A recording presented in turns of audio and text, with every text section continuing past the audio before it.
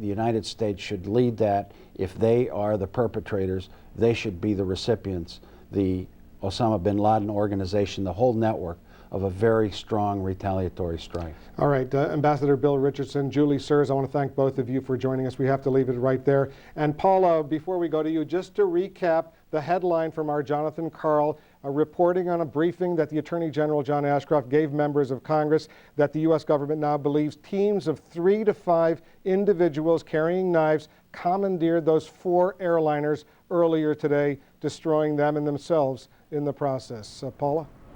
Thanks, Wolf. The city here is still paralyzed by the impact of the terrorist attacks here earlier today, and somewhat chilled by what the mayor of the city has just shared with us.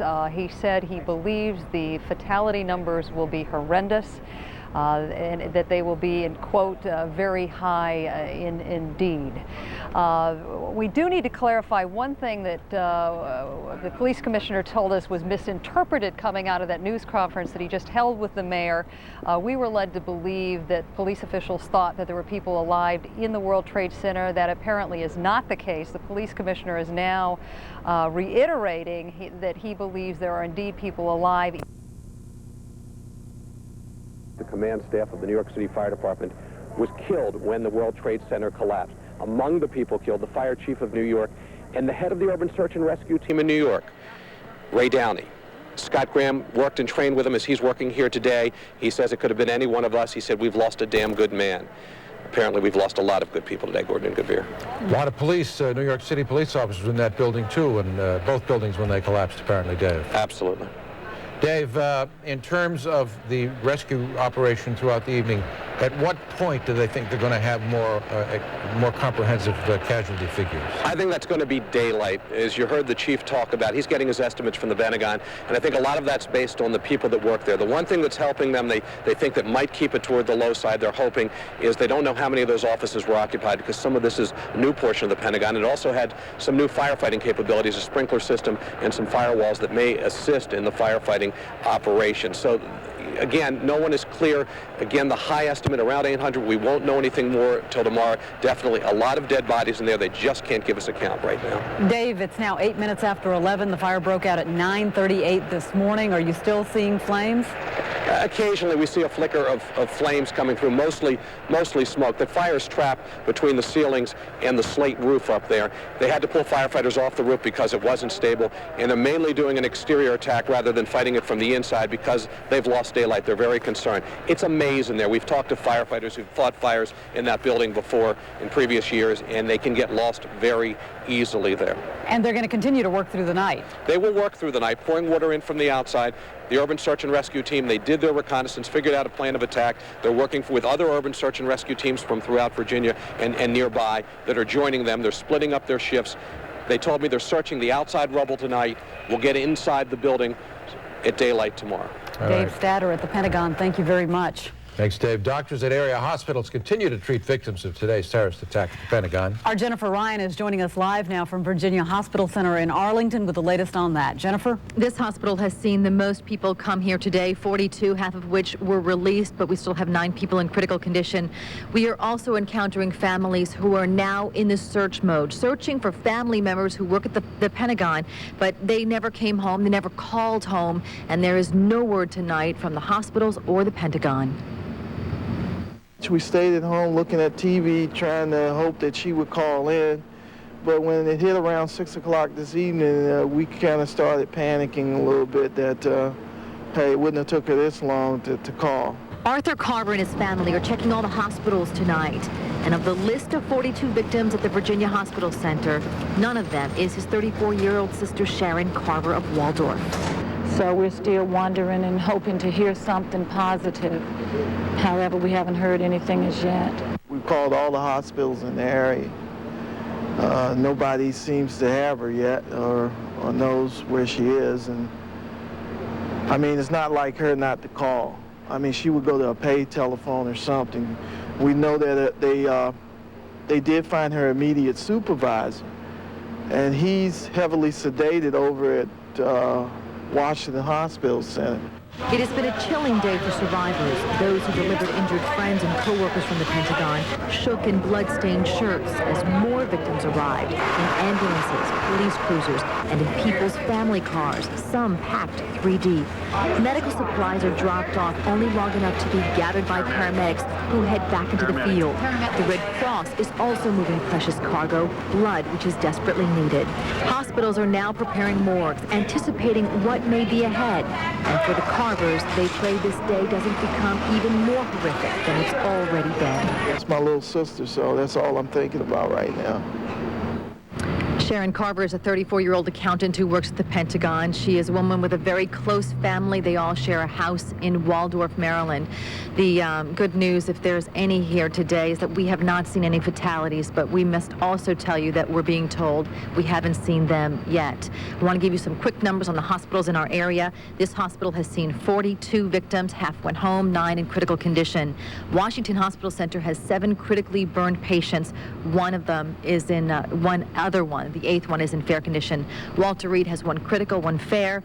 Nova Alexandria has 21 people tonight. None of them are in critical condition. They're all getting better tonight. And Mount Vernon treated 1 and released them. That's the very latest from the hospitals. I'm Jennifer Ryan. Back to your broadcast house. Jennifer, in the days to come, I know we're going to hear more stories, personal stories like the one we just did. Yeah, we're going to hear a lot of stories from people who are simply in a waiting mode right now, and they're also checking lists. Again, the hospitals have had these lists, but as people check them, they realize, too, that there's so much still going out on the scene just 5 miles from here. All day we've been telling you about the real challenge just to get people 5 miles down the road to get help.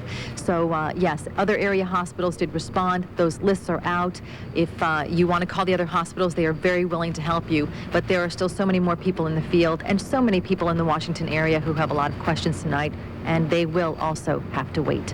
Thank you, Jennifer. Thanks. In a time of need, Americans, as they always do, are literally rolling up their sleeves to help by donating blood. In fact, some medical facilities say they're turning people away because so many have come forward to help at the same time. So you're asked to please call ahead to arrange for the best time to show up to give blood. Here's a Red Cross number, 1-800-GIVE-BLOOD. Again, to schedule blood donations, call 1-800-GIVE-BLOOD. The federal and D.C. governments are going to be open for business tomorrow, but area school systems will be closed. You can keep track of all of the closings at the bottom of your screen. This entire region remains under a state of emergency tonight. That is Washington, D.C., Virginia, as well as Maryland. Soon after the attacks today, the mayor of D.C. and the governors of Virginia and Maryland all put their governments in emergency mode. They stepped up security and mobilized forces at their command. The state of emergency has been declared to ensure that in the event we have an incident, in the event the worst were to happen, we are completely prepared and ready to act. It's impossible to eliminate a risk anywhere in the world, but we can minimize the risk and we can make sure that domestic response is such that we save lives and minimize the damage. The horror of this type of coordinated attack and about the number of people who obviously will have died and are seriously injured we'll feel it family by family, but as a nation, I don't believe we'll ever be the same. That was Governor Jim Gilmore, and I think a lot of people echo that, even as a lot of people get ready to head back to work tomorrow. D.C.'s police chief, Charles Ramsey, said, no, things will never be the same again. Bruce LeShan is joining us now from police headquarters with the latest. Bruce? Gordon Gravier, city police said just a short time ago here out in front of police headquarters that the last thing they wanted to have to do was worry about school children, and so D.C. schools will be closed tomorrow. City employees are on liberal leave, meaning that they can take the day off tomorrow, but it will come out of their annual vacations. The deputy mayor says that she wants things to return to normal downtown, but the chief of police is offering people no assurances of their safety. I don't think anything will be the same as it was yesterday, quite frankly, and I don't think anybody can give those kinds of assurances. All we can do is just do the best we can to maintain a level of safety and security, but right now, quite frankly, I don't think anybody has a full handle on what's taking place, but there will never be another day like today. Nothing from this point on will ever be the same. The The president returned tonight to a city that has lost its innocence. He came in protected by a much larger than normal phalanx of helicopters. And all across the city, there are signs of trouble. I'm trying to get to 14th Street Bridge to catch 395. I heard it was still open. All of this is closed. All the way down to Penn. We gotta go all the way around. Police have cordoned off an area 2 blocks around the White House in every direction. Major streets, including Constitution Avenue, remain closed, and it is unclear when they'll reopen. I feel like it's Pearl Harbor again. Like, this is our generation's Pearl Harbor, and we're in for some more bad days before it's over, I think. I just can't believe that people, whoever they are, would have the utter lack of respect, you know, for human life, you know? It's beyond horrendous. It's beyond it, and it's like I don't know if I'm scared, I don't know if I'm numb, I don't know what I am, you know? We're joined now live by Deputy Mayor Margaret Kellums. Let me start with this. Should people come back to work tomorrow? You're going to be open. Should people come into town? The government is going to be open and operating on liberal leave, and we leave it up to the good judgment of people to make the decision. Because the D.C. public schools will be closed tomorrow, we understand a lot of people will want to stay home with their children, but the government will be open, and the people, certainly the emergency employees and the non-emergency employees who can come to work and are comfortable doing that should come to work. Now, up till now, one of the big security concerns, of course, has been those protests scheduled for the end of the month, the IMF World Bank protests. What are you doing about that? Are you worried about it? Chief Ramsey expressed his concerns earlier tonight, and of course I think everyone is appropriately concerned. Today has really cast a new light on that issue, but our focus right now is on today and on tomorrow and getting through the crises we have here. The meetings are a federal event, and we will work in close consultation with the federal government to make that decision. Chief Ramsey wants them to be canceled. I think it's appropriate for the chief of police who's suffering through the security concerns to be duly concerned about being able to provide security. We're talking about having several thousand police officers planning to protect a building and provide some security to the meetings going on and manage some protesters. We're now looking at an entirely different circumstance with, you know, terrorist acts of a dimension that we were not considering. Deputy Mayor Margaret Kellums, thank you so much. Thank you. It's a tough day for everybody. It is. So that's the situation. We've also had a chance to talk to some of the protest organizers, and apparently they have scheduled an emergency meeting for tomorrow where they're going to try and decide what their next move is and whether they will go ahead with those protests scheduled for the end of the month. Gordon Gravier, back to you at broadcast. So we may know something in the next few days, perhaps, right, Absolutely. Bruce Leshan, thanks very much. Well, the instruments of today's attack, the instruments of death, 4 U.S. commercial airliners, all of them hijacked. Let's take a look at how it unfolded again this morning. American Airlines Flight 11 leaves Boston bound for Los Angeles. It is hijacked. It smashes into the North Tower of New York's World Trade Center at 8:45 a.m. United Airlines Flight 175 also leaves Boston, also bound for Los Angeles. 18 minutes after the first crash, this hijacked plane smashes through the South Tower of the World Trade Center. American Airlines Flight 77 leaves Dulles International Airport bound for Los Angeles. Flight 77 is hijacked, crashes into the Pentagon at about 9:38, 9:43 a.m.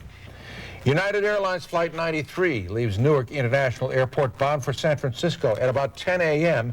It goes into a field near Shanksville, Pennsylvania, well short of its apparent intended target, the presidential retreat at Camp David, Maryland. Well, Gordon, as you said, the day of terror began this morning just before 9 o'clock when the first plane hit the first tower of the World Trade Center in New York City. Tonight, the Twin Towers are no more, and much of lower Manhattan remains in chaos. At 8:45 this morning, American Airlines Flight 11 crashes into the North Tower of the World Trade Center.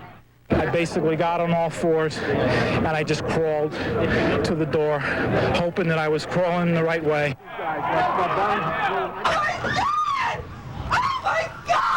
At 9:03, the second plane, United Airlines Flight 175, hits the South Tower. It is chaos on the streets of lower Manhattan. Many people hurt. What about the casualties? What have you seen? Uncountable. Let's go. Many of the 50,000 people who work inside the Trade Center get out any way they can. Fellow New Yorkers rush to help. We're watching the people fall from the building, and then we just saw the whole side of the World Trade Center just fall right off, and it caught a couple of us, and we just made a mad dash all the way down here. It is only the beginning. In the next 90 minutes, both towers crumble to the ground. Here it comes. I'm getting behind a car. It collapsed. The top floors collapsed down. I saw it blow and then ran like hell. Thank God. I'm 69, but I can still run. Mayor Rudy Giuliani speaks to the people of New York. The people in New York City can demonstrate our resolve and our support for all the people that were viciously attacked today by going about their lives and showing everyone that vicious, cowardly terrorists can't stop us. The mayor tours the hardest hit areas in Lower Manhattan, where in normal on Thursday. Realized that you were very different from the FAA, and it's the aviation security system around the country that's the FAA's business. However, I'd like to get your comment. The General Accounting Office warned in April of 2000 that, quote, serious vulnerabilities in the aviation security system exist and must be adequately addressed. Among the things that they said were a problem was training for airport security regarding screening and bomb detection. What, in your work with the NTSB, has been your experience with what kind of gaps there are in aviation security? Well, one of the things with the NTSB, we never really looked at a security issue because in this particular instance, this is no longer an accident. And the NTSB's responsibility, of course, is to determine the facts, conditions, and circumstances in any type of accident, whether it be aviation or other modes of transportation, to promote safety.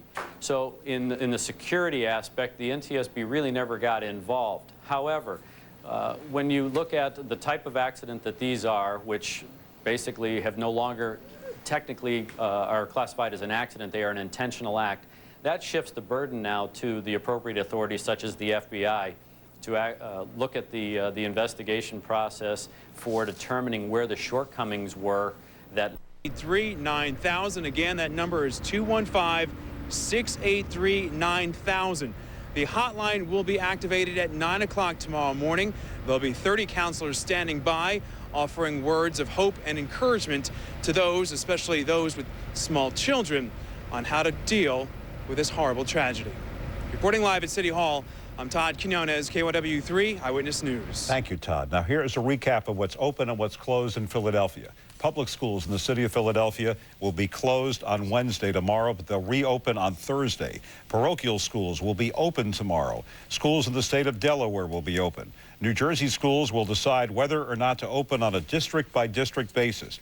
Once again, Philadelphia International Airport will be closed until at least noon tomorrow, but please call ahead. If you hear airplanes overhead, do not be alarmed. Military aircraft are still flying, and Amtrak service has been restored to New York and New England. Also, we have just learned that federal parks in Philadelphia will be open tomorrow. Philadelphia city offices will be open, and the Philadelphia federal buildings will be open. Tonight, Pennsylvania Governor Tom Ridge said Pennsylvania will do all it can to help its neighboring state, New York.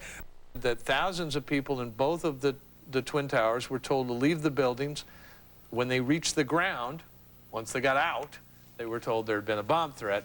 Government and the officials of Petronas, which is Malaysia's national oil company, were not immediately available for comment about that. Once again, the tallest buildings in the world in Kuala Lumpur were evacuated, all because of what happened today. Recounting what surely everybody in the world knows by now. 4 American jets were hijacked today. That picture there was one of the buildings associated with the World Trade Center that collapsed late in the day after it had been evacuated and fire had nearly consumed it. 4 jets hijacked. 3 of them were flown into buildings, causing massive damage and loss of life. We still have no idea how many people were killed in New York at the World Trade Center towers, which both collapsed, or in the Pentagon. In one case, 50,000 people worked in the buildings at the World Trade Center. At the Pentagon, some 850. We're going to pause briefly to let our Fox stations join us. We are back with more of Fox News Channel's coverage of today's disastrous events in New York and Washington.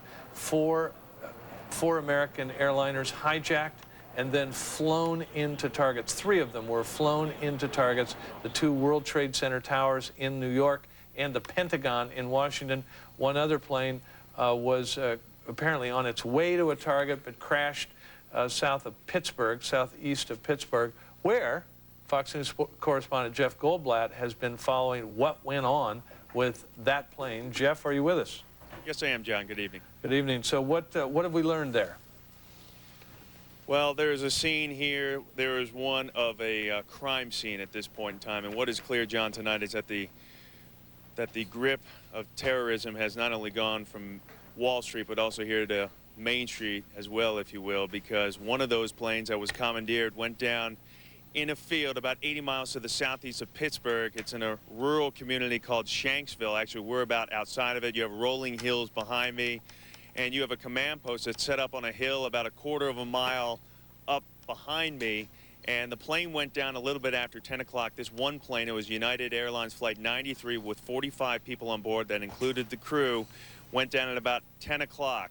We have received a report that a 911 center in the area did receive a call from this plane, but what specifically came into that 911 center, that emergency center, we are not sure. There's been rumors circulating about that, and that we don't want to spread at this point in time, but it appears to have been a passenger on board calling in this 911 center, telling them that this plane was in distress. From what we know right now, the effort is one of recovery, but that won't take place until tomorrow. We also know that what is on scene here, all the Philadelphia, Harrisburg, and Baltimore had a half-dozen rescue dogs hoping to find survivors in the rubble of the World Trade Center.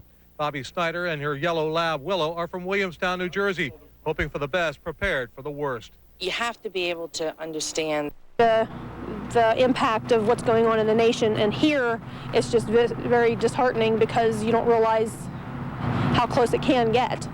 No piece of wreckage was larger than a telephone book. No identifiable bodies were found.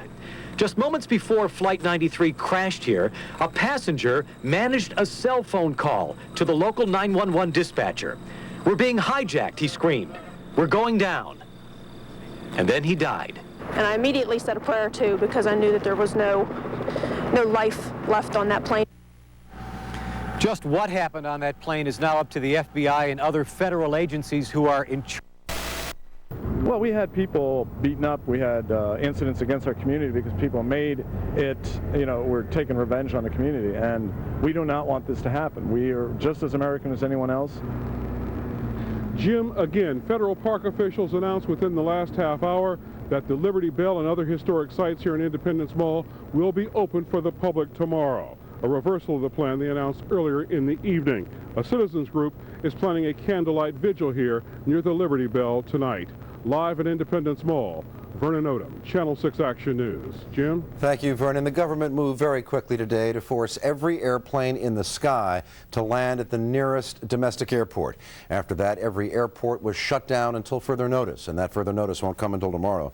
Action News reporter Lauren Wilson live at Philadelphia International tonight with that part of our story. Lauren? Jim, this airport looks a lot like a ghost town. There's only tons of explosives inside of the van. That is right now all I'm hearing, but again, 2 to 3 people in custody, and we are trying to get more information on that right now. Deborah, I don't mean to put you on the spot here. Do you know where on the Jersey Turnpike this was? How far from New York City? We do not. At the initial night right here at NBC 10. I'm Larry Menti. I'm Renee Chanel Fatah. We say a prayer tonight for the people we lost today.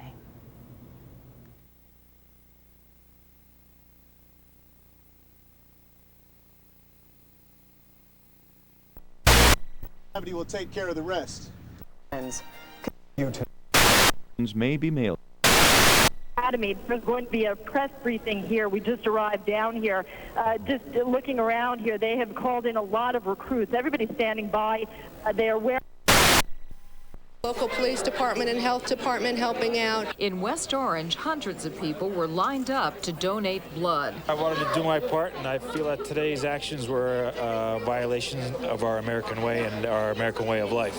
In New Jersey, there are major blood centers in West Orange, Paramus, Trenton, Shrewsbury, and New Brunswick. Type O blood, both negative and positive, is in high demand.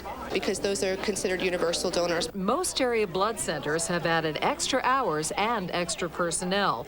If you wish to donate blood, they're a much better choice than hospitals that are busy dealing with trauma. Sarah Lee Kessler, NJN News. Communities around the In Washington, a plane dives into the Pentagon. We are at threat condition Delta. That is the highest condition that we can go to. And near Pittsburgh. Witnesses reported seeing the large passenger plane take a nosedive. Still another plane crashes. Some 44 people on board, all believed dead. A country is outraged. The world is stunned.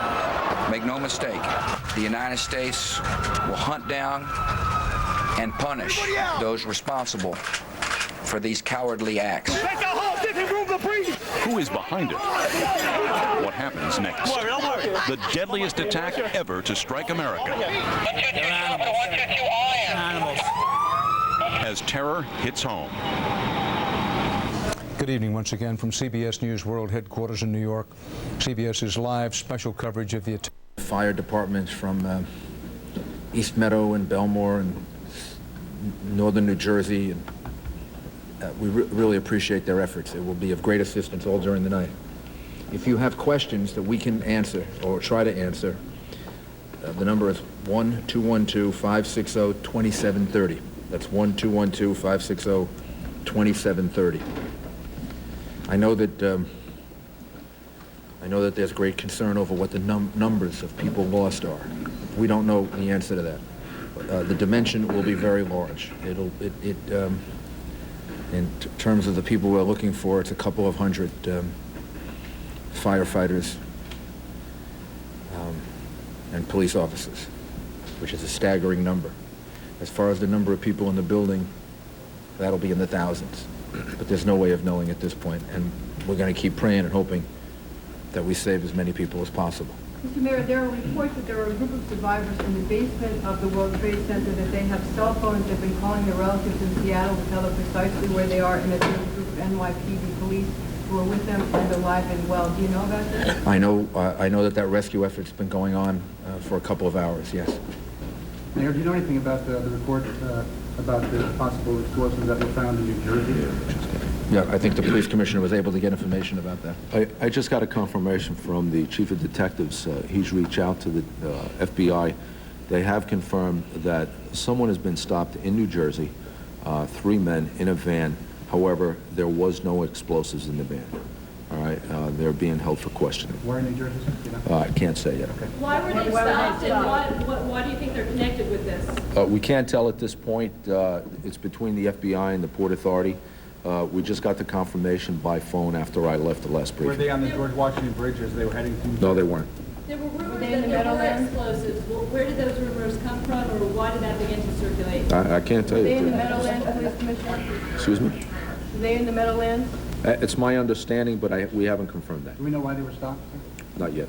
Commissioner, can you tell us anything about the rescue of the 2 Port Authority officers or the ongoing effort with the people in the basement, where the Port Authority officers were pulled out of, or detail? We can't say yet. It was Trinity and Church where the officers were that were just pulled out.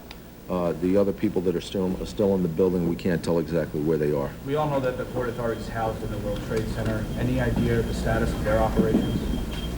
They've lost a lot of people, and we don't know the full dimension of that either. But the Port Authority have a lot of people that are missing, and we were fortunate to find 2 of the police officers.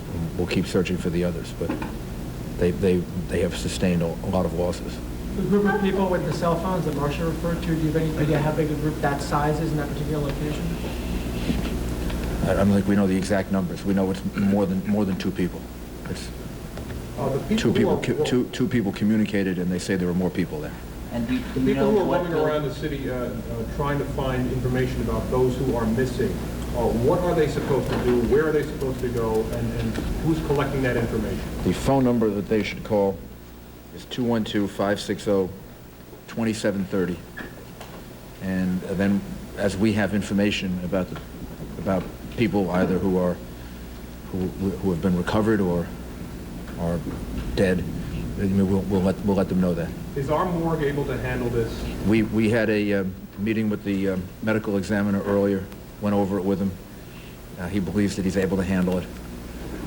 He'll start handling it at 30th Street, which is the morgue for Manhattan. He'll then be able to move up to the Bronx, where he also has facilities. And then we have the possibility of using the pier on the west side, which is set aside in case the numbers get too difficult to handle. But he thinks he can handle at least a good deal of it tomorrow and the next day, right in Manhattan. Commissioner Bonner, can you talk about the loss of the fire department? We've got over 300 people that are missing that we can't account for. We believe that many of them are gone. We don't. We'll keep looking. We have hundreds of people over there now trying to find as many possible locations that they might be in some way in a void or whatever, and you know, still be able to breathe and still alive. But we believe that most of these people, I think, are going to be unable to pull out. So we'll just keep working on it. I have a number I'd like to give. We haven't been able to make any contact with the families because we're still unsure of the situation. So the number for the families who haven't spoken to their loved one in the course of this whole horrible day, if they call this number, we'll at least tell them that that this is a person that's missing, or that we have had some contact with this person.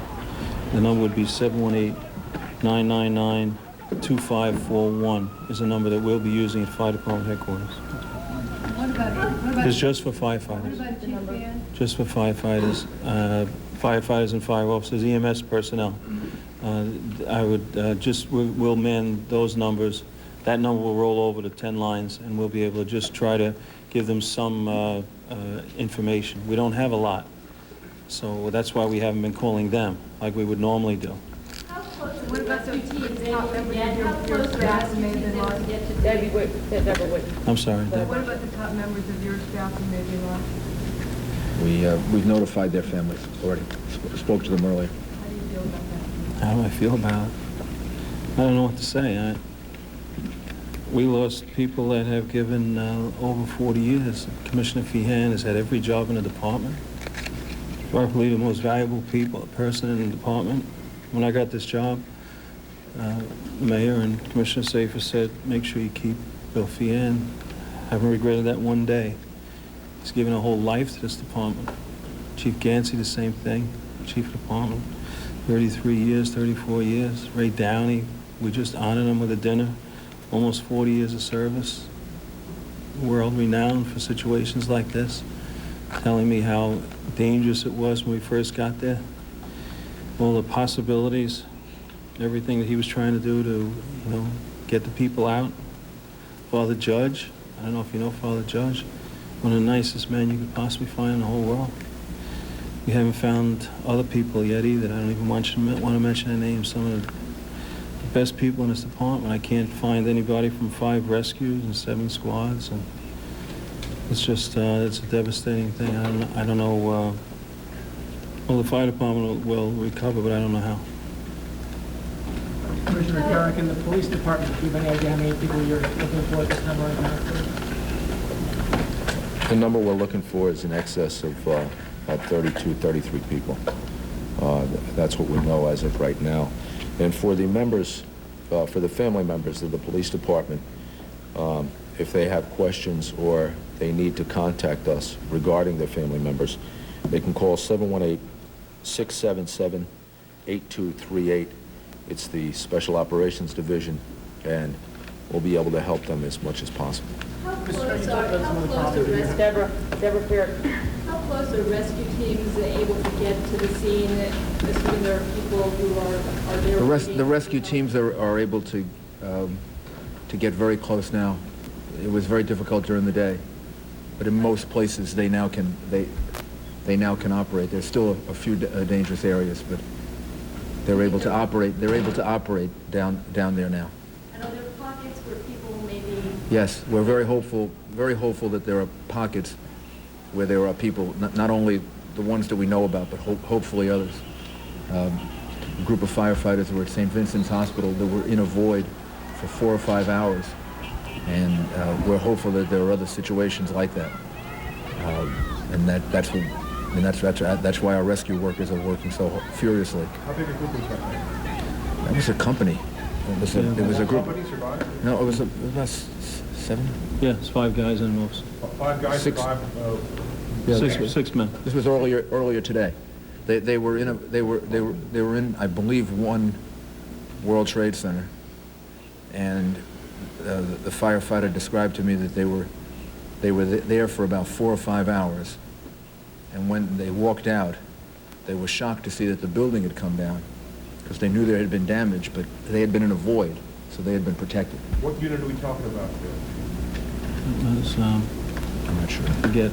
We'll find out for you. I think I remember that one. Can you just tell us again about the 2 Port Authority police officers, how they were found, their condition? No, the only thing we know is that they were found a while ago, that they're alive, and we'll get you more information about their condition. And since we're talking about the Port Authority, I guess it's a reasonable assumption there's a large number of Port Authority police officers missing as well? I'm sure there are. We don't have those exact numbers, as well as Port Authority personnel, the people who work for the Port Authority. Wasn't their office in? Yeah, their office was there, and so we don't know how many people were actually at work. The first attack was at about 8:50, and then there was time to evacuate a lot of the building. So we're not sure at this point how much of the 2 buildings were evacuated in that period of time between the first attack by the airplane until the first building came down. We're hopeful, because we saw a lot of people leaving. We all did at the time we were down there. We're hopeful that a lot of people got out of the building, but we don't know the numbers yet. Maybe Commissioner Carrick could tell us a little bit about the high-ranking members of the department. I understand one was missing for a while. We were able to find him, and I believe the police surgeon was medevaced out to New Jersey. Did I get that right? No? No, not to my knowledge. Police surgeons accounted for the ranks that we're looking at and looking for are at the ranks of police officer and detectives, and perhaps a few sergeants. Last question, Deborah Fair. Last one, Deborah Fair. Is there a coordinated effort right now to find out who exactly may have not been in the building when this happened, or people just calling various companies? How will we find out who was there and who was not there when this happened? We're trying very hard by communicating with the Port Authority and some of the major tenants. We're trying to recreate how many people are there, but actually the major effort is really focused on trying to rescue people. The people who are out, I'm sure, have largely communicated with their families and are doing that. I saw many people doing that on the telephone as we were leaving. So really the focus of our efforts is to try to get as many people out as possible, with the hope that there are still people that are alive, like the ones that we know about. Mayor, you said earlier that there were several other buildings downtown that may be structurally unsafe that you were still not sure about and that in fact may collapse. Has anything changed from earlier today? No, I don't think so. Not from the last time we had a briefing, and we were down there. And 5 World Trade Center, I heard, was in some kind of trouble. What's the status of 5 World Trade? I don't know. We're going to wait for daylight. The engineers to take a look at all these buildings. I'm sorry. Yeah. We're going to wait till the daylight tomorrow. We'll have building and structural engineers check all these buildings that we're concerned about to make sure they're safe for rescue workers and to see what we can do to salvage these buildings. Thank you. Thank you. Yeah, you can ask your last question. Go ahead. How long do you, Go ahead. He's been trying. He's been trying for a while. in terms of how long does the department expect the people to survive underneath the rubble like that? I mean, is there some sort of... There's no... They could survive for some time. There's no way to know exactly how long, but it really depends. And I think one of the things that comes out of today is it depends on... I guess it depends on the will of God, or as to where you are, where you're standing, as this firefighter pointed out to us earlier. Mr. Mayor, just to clarify something Commissioner Carrick said, you were about 10 minutes past from when you were standing with several of the high-ranking officers who you lost, and then you went to Barclay Street. Have you thought about that 10-minute gap, how you were 10 minutes from being in a horrible situation? I haven't had a chance to think about it yet. But is that sort of accurate, that you would have been with them, you were with them 10 minutes earlier before the building collapsed? Well, some of the people that we lost, we saw, like Father Judge and Chief Gansey, Bill Feehan. We saw them about 10 minutes before we went over to 75 Barclay Street. And as I talked to their families, and I explained to them that they were working very hard and they were working at what they love to do. And I'm sure their efforts will end up having saved other lives. And their families can be very proud of them. And we have, without any doubt, the best police department, the best fire department, the best police officers, the best fire officers, the best emergency workers of any place in the whole world.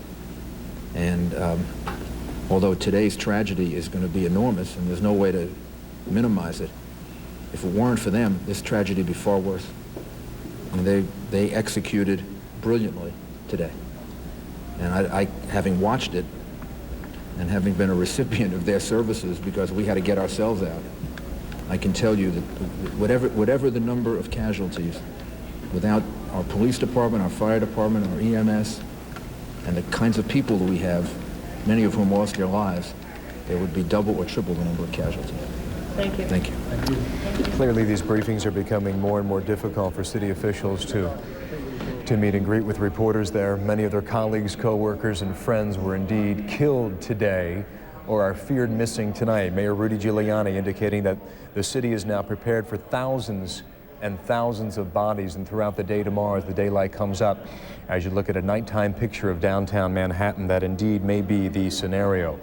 At this point tonight, more than 300 firemen feared dead and missing. 78 New York City police officers are missing as well. These were the first men and women to respond to the scene earlier today. Also in that briefing, indications now, nothing confirmed, but indications that some people in the basement of the World Trade Center may be using cell phones to call relatives outside the area. Nothing confirmed again, but rescuers are aware that there is a possibility that some people may be indeed on their telephone inside at this point. Also, another clarification, we reported about 30 minutes ago, a van had been pulled over outside of New York City. We now understand that 2 or 3 men are being held for questioning. But as for explosives on board that van, that has been denied by police officials there in the briefing we just heard. Again, we'll track it throughout the night. It is almost midnight East Coast time. This tragedy continues to unfold this evening. And with more in Washington, here's Wolf Blitzer again. Wolf. Thank you, Bill. Raymond Kelly was the police commissioner in New York City during the first bombing at the World Trade Center complex in New York. He joins us now live from New York. Commissioner Kelly, I assume, correct me if I'm wrong, that you knew some of the men and perhaps women law enforcement officials who were killed today. Oh, yes, absolutely. Particularly Bill Feehan, who has been a member of the New York City Fire Department for over 40 years. Father Judge was a chaplain for well over 20 years. Both of them were just super people, and I've known other people who are missing as well. So it's just a terrible, heart-wrenching tragedy. I know this must be an emotional, very sad moment for you, but share with us what's going through your mind. Well, you know, it's something that I always think of in these tragedies is police officers and firefighters run into these buildings when the rest of the world is leaving and running out. You know, what makes these people that do that? I mean, they're just a unique breed. These numbers are just catastrophic. When we talk about the number of firemen and police officers that are missing, they know that they put their lives on the line every day, but nobody could envision casualty numbers like this. So it is just an unspeakable tragedy. And now the investigation has begun. How does the police, how do other law enforcement authorities in New York begin such an investigation? Well, there's an entity in New York called the Joint Terrorist Task Force. It's made up of New York City police investigators and FBI investigators and some other agencies as well. It's been in existence since 1980. It was the first Joint Terrorist Task Force created. That is the component that did the... Commissioner Kelly, stand by 1 second. We've just received fresh video, new video of the first plane smashing into the World Trade Center. I want to show that to you and to our audience. Let's just watch.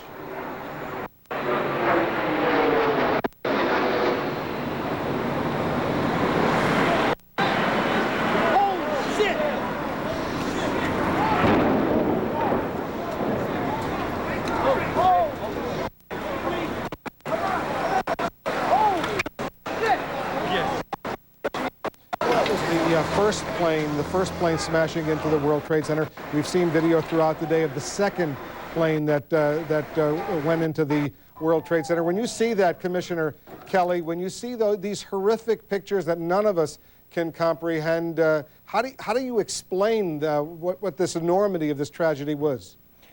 Well, you can't explain it. It is, the enormity is just mind-boggling. I think we think in the abstract of terrorist attacks. But when you see this, when actually you see the film of Plane 1, Plane 2, and then the collapse of the buildings, I mean, the world witnessed this. Terrorist attacks often happen in the dark of night. But here, everybody throughout the world, the civilized world, has seen this. And it's just incredible. And is it fair to assume, Commissioner Kelly, that life in New York City will never again be the same? Well, I don't know. New Yorkers, Americans are pretty resilient, pretty tough. I think certainly for the short term, life is going to change significantly. But